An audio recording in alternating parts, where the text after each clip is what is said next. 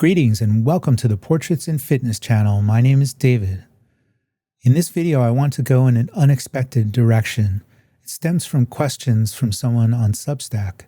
This person followed me, but had second thoughts when he saw my content on Carnivore. He's a self-described woke vegan, so on the surface, we might not seem to have much to talk about or agree upon. But instead of attacking me or silently unsubscribing, he sent me a private message, and I appreciate that. It went, and I quote, "I was really excited about following you until I saw Carnivore. Apart from being long-term unhealthy, it relies totally on abuse and is far from sustainable. Thoughts?" Unquote. So by way of responding to this Substack friend, I wanted to address his assertions and questions in this video.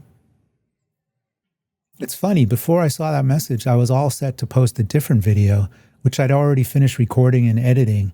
I actually began it by saying, "Hi, I'm David, and I'm not a carnivore." What do you mean? The reason I don't want my identity to start and end with the way I eat is that there's so much more to who I am. And I'd like to think there's so much more to you and everyone else too. It's like the difference between the noun and the verb. We all understand that an actor plays a role, but that the character is not who they are. Yet we so easily equate what someone does, the verb, with who they are, the noun. I prefer to see people as books and the things we do as multiple or infinite chapters that contribute to it. Remove a chapter and it's not the same book. It might not be a book at all. I often have very strong views and opinions, and I live life with great conviction. I was actually a vegetarian for 20 years and a raw vegan or fruitarian for almost a year. But I changed my views and pivoted in my life many times, either out of necessity or because I found a potentially better way. I'm glad that I made these changes, and not being attached to an identity allowed me to do so. In the spirit of the Stoic philosopher whose name I can't pronounce, who said, and I'm paraphrasing, "Whenever you're offended, you are complicit in taking offense." I'm not offended by his questions because I don't associate them with who I am. I wouldn't have moved all the way over from raw vegan to carnivore unless something fundamental in my worldview had changed. In a nutshell, I no longer see myself or humanity as set apart from the world and everything around us.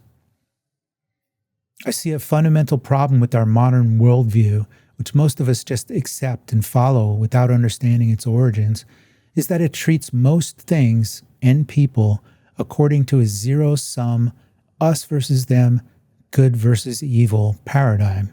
And I'm not denying the existence of evil or anything like that here.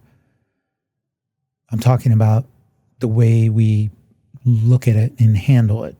So think of the war on terror, the war on cancer, the war on drugs, the war on poverty or illiteracy, or just the way political rhetoric typically frames issues like the border crisis, the climate crisis, the healthcare crisis, and so on. The idea is that if we just get on the bandwagon and defeat the enemy, everything is going to be all right. The problem is that it sees things in isolation, promotes division into interest groups and tribes, feeds separation, it organizes action into campaigns, and even allows manipulation of opposing forces for control and profit using ye old Hegelian dialectic, yes, problem, reaction, solution. And this is my issue with germ theory, which separates the human body from nature and treats everything as an external threat. The way that cancer is treated is similar, that it's an outside invader that must be defeated and conquered, when a lot of people whose livelihoods don't depend on treating it now actually see it systemically as the result of metabolic imbalance. And we see that same messianic framing of climate, that all we need to do is stamp out carbon and achieve net zero. This is emblematic of boiling our problems down to a singular reductionist linear view of carbon. And then we do everything we can to deny that which denies the reduction or sequestering of carbon. And this is just an example, one approach. This is identified as the right thing. It becomes sacred and godly, while whatever contributes emissions is profane and the devil. It's messianic because it says, we're doing climate work, we're doing God's work, and it keeps humans very central. My Substack friend said that carnivore relies on abuse. I'm guessing that he would agree that so does industrial agriculture. Before the Industrial Revolution and the mass distribution of goods and resources, there was no such thing as monoculture. Same goes with sustainability, and there was no need for it because everything was local. There was no separation of resources and production from the local community. I think carnivores and vegans alike can all agree that monocultures create a destructive and nutritionally impoverished environment, right? The idea of monoculture environment is that production is all about maximizing inputs such as the soil, the local community, and the social structure. When we maximize production for national or international distribution or trade, it's directly proportional. Therefore, it decreases the nutritional availability of the local landscape. We then export that production, and we're not just impoverishing those who eat those food items due to nutritional depletion, but we're impoverishing the landscape in which they are grown. And that landscape is not just physical, it's not just ecological, it's social and economic. So monocultures have, in terms of soil health and as regards social structures, a natural legacy of poverty. This is made possible by the view that we can separate ourselves and resources from the land and from each other, from seeing that which is different from us as other and as something to be exploited or defeated. This applies to factory farms packed with chickens, as well as fields of corn in which everything but the corn is cut down, plowed under, fenced off, or killed. Author and former vegan Lierre Keith has written and spoken extensively about the true unsustainable nature of agriculture as currently practiced, at the cost of environmental degradation, as well as the veritable mass murder of all animals and vegetation that get in the way of the maximum production of a particular crop.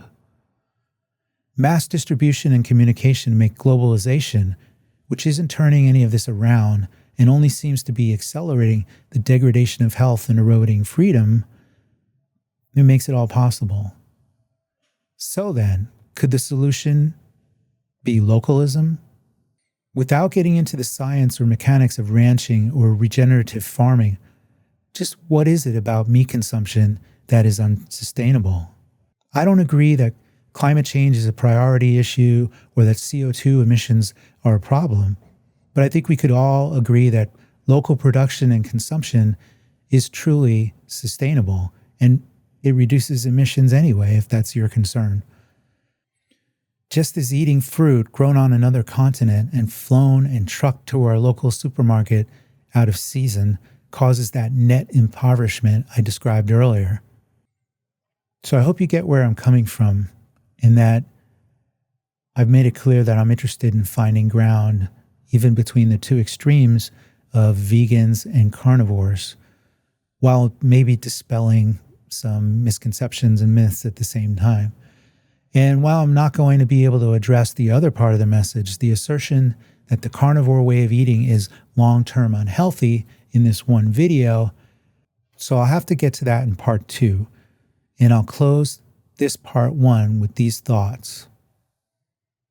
My willingness to reintroduce meat into my diet was made possible by my acceptance of mortality, my own and that of others, and recognizing that in nature most species are food for something or someone else, that every living creature must die, and what matters is how we live and how we treat others. I recognize that we are not separate from the other creatures and appreciate every life that ends so that mine may continue. This recognition and acceptance only heightens my appreciation and helps me live with humility and gratitude. I hope I've done a decent job at looking at the first part of my Substack friend's message with some depth and nuance. Next time, I'll take a shot at addressing the assertion that the carnivore way of eating is long-term unhealthy. So until then, as always, thanks for watching and be good to yourself.